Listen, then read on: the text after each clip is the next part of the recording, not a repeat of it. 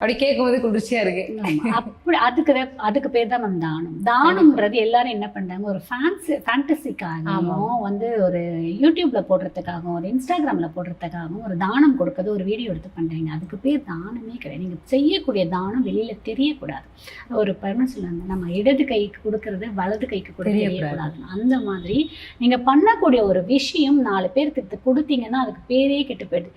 இன்னொன்னு பெரிய தப்பு பண்றாங்க மக்கள், என்ன தெரியுங்க, பரிகாரம் சொல்லி கோயிலுக்கு போய் பரிகாரம் பண்றாங்க.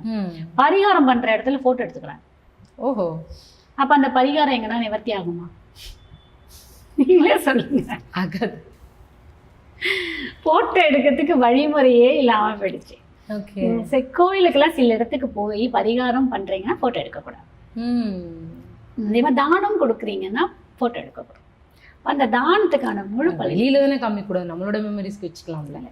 அது ஏன் நீங்க அந்த இதை ரிஜிஸ்டர் ஏன் பண்றீங்கன்னு நான் கேட்குறேன். ஓ, நம்மளும் வச்சுக்கிறது. ரிஜிஸ்டரே பண்ணாதீங்க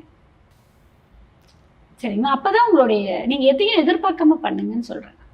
பண்ணிட்டு வாங்க, கண்டிப்பாக உங்க வாழ்க்கை நல்ல ஒரு மாற்றத்தை கொடுக்கும். தேடி போய் கொடுங்க. கர்மா தேடாம நம்மளை வந்து பின்தொடரும். தானம் தேடி தேடி போய் கொடுங்க, உங்க கர்மா குறையும்.